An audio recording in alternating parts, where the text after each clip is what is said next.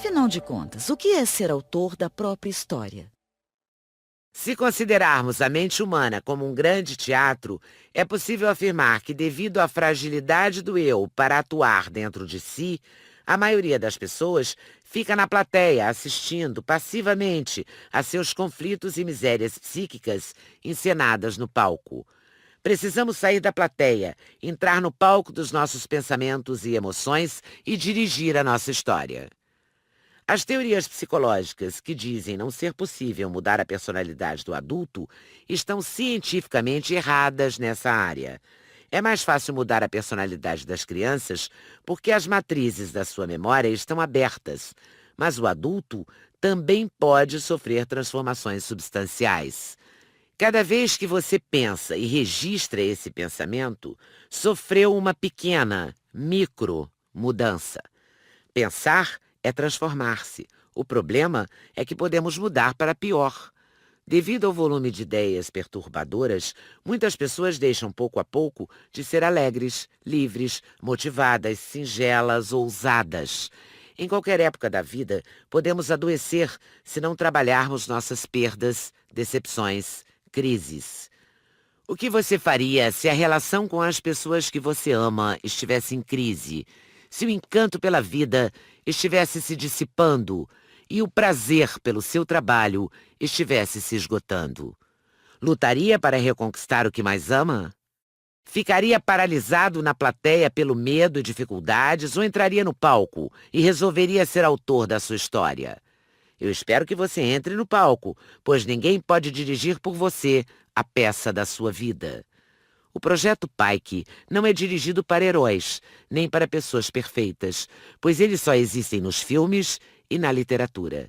Ele é dirigido para pessoas que analisam sua história e têm consciência de que precisam ser mais tranquilas, pacientes, tolerantes, menos ansiosas e estressadas.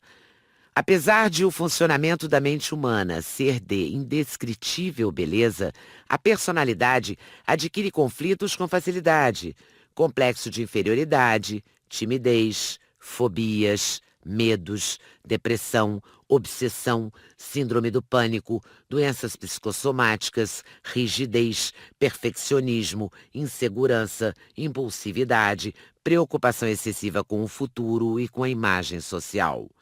Alguns são controlados pelos seus traumas do passado, outros pelas decepções do presente.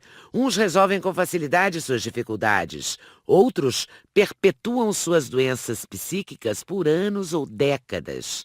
Não aprenderam a intervir no seu próprio mundo. Quando necessário, deve-se fazer um tratamento psicológico e médico sem culpa e com motivação e consciência. Entretanto, nunca devemos esquecer-nos de que devemos ser os atores principais do tratamento. O eu é o grande agente de mudança. Nunca conheci alguém plenamente saudável. Pessoas calmas têm seus momentos de impaciência. Pessoas tranquilas têm seus momentos de ansiedade. Pessoas lúcidas têm seus momentos de incoerência. Todos precisamos de ajuda em alguma área de nossa personalidade. Vivemos em sociedades livres, mas nunca houve tantos escravos no território da emoção. Escravos da ansiedade, impulsividade, medo, intolerância, timidez, irritabilidade, estresse, preocupações com o amanhã, excesso de atividades. Na minha opinião, os educadores são os profissionais mais importantes da sociedade, apesar de a sociedade não os valorizar. Todavia, o sistema educacional tem cometido alguns erros gravíssimos ao longo dos séculos. Ele nos tem preparado para trabalhar no mundo de fora, mas não para atuar no mundo de dentro. Os professores conhecem as partículas atômicas que nunca viram, mas não conhecem quase nada sobre o funcionamento da sua mente. Milhões de pessoas nunca aprenderam que podem e devem gerenciar seus pensamentos e emoções. Como serão líderes de si mesmas se não se conhecem minimamente? Como evitar que tenham transtornos psíquicos se não têm ferramentas para se defender ou se resolver? Muitos investem toda a sua energia na sua empresa ou na sua profissão. Tornam-se máquinas de trabalhar, workaholic. Não investem na sua tranquilidade, no seu prazer de viver, nem nas suas relações. São admirados socialmente, mas têm péssima qualidade de vida. E empobreceram no único lugar onde não podemos ser miseráveis, no teatro da nossa mente. São ansiosos, irritados, inquietos, insatisfeitos. A maioria deles promete para si que corrigirá seus caminhos, mas nunca os corrige. Por fim, alguns morrerão e se tornarão os mais ricos e bem-sucedidos de um cemitério. Triste história. Que característica da sua personalidade ou postura de vida você tem tentado mudar, mas não tem conseguido? Você pode adiar muitas coisas na sua vida, mas não a decisão de ser autor da sua própria história. Afinal de contas, a vida é um grande livro. É sua responsabilidade escrever os seus textos.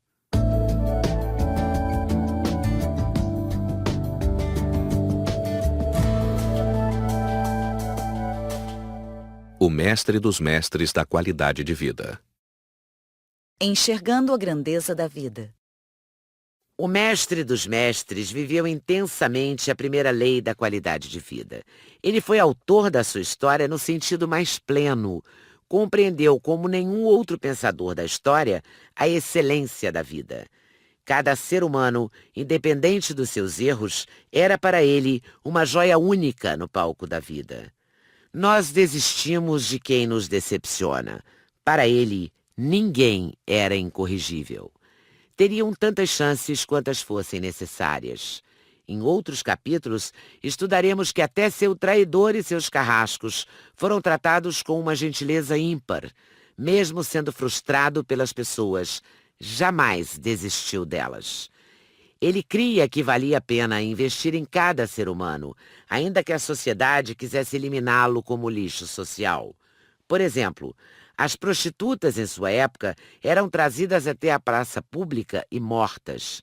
As vestes de cima eram rasgadas, os seios ficavam à mostra e, sob clamores de compaixão inaudíveis, eram apedrejadas.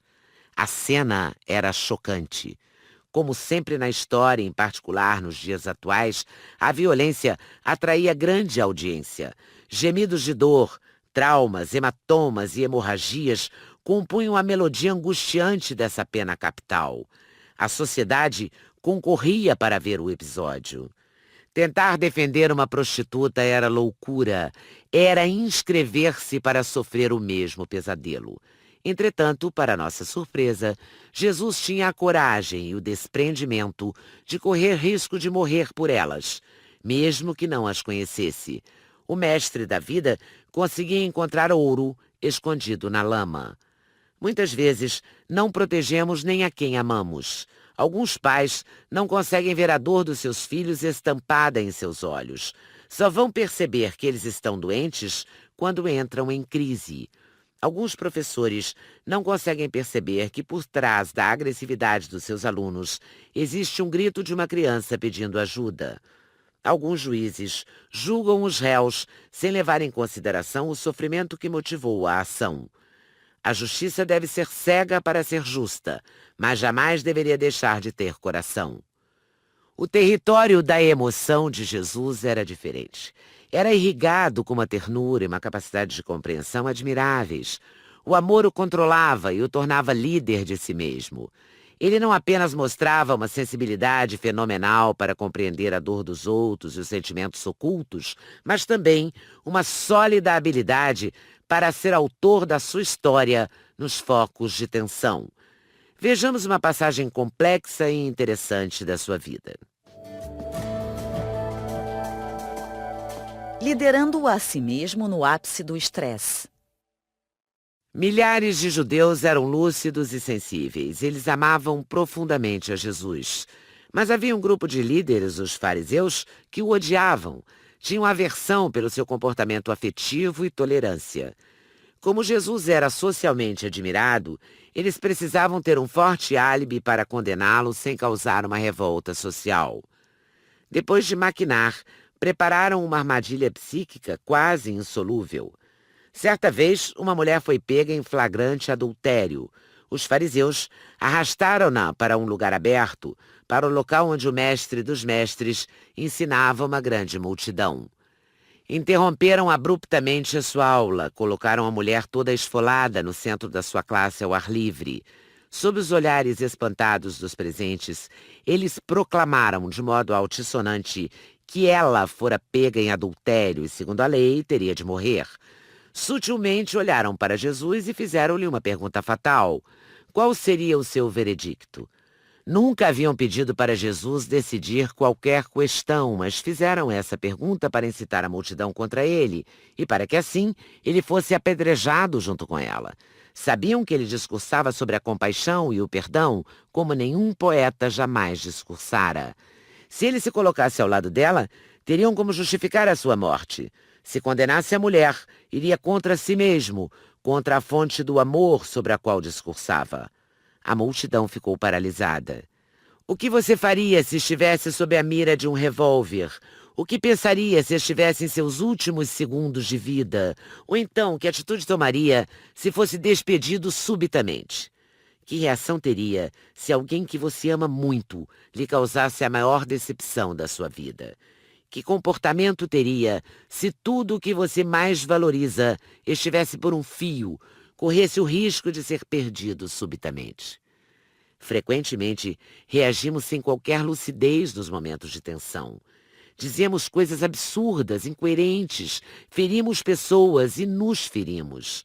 O medo, a raiva, a ansiedade nos impelem a reagir sem pensar.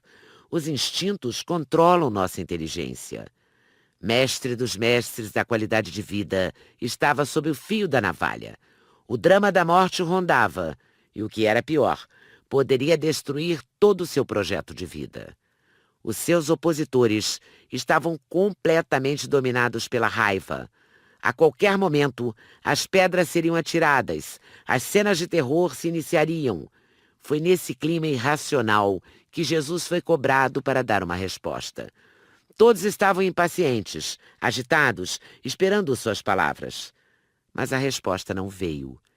Ele usou a ferramenta do silêncio. Ele nos deu uma grande lição. Revelou que num clima em que ninguém pensa, a melhor resposta é não dar respostas. É procurar a sabedoria do silêncio. Você usa a ferramenta do silêncio quando é pressionado? Nos primeiros 30 segundos em que estamos estressados, cometemos nossos maiores erros. Nunca se esqueça disso.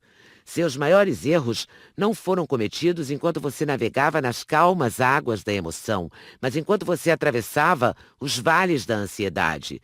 São nesses momentos que dizemos palavras que nunca deveriam ter sido ditas.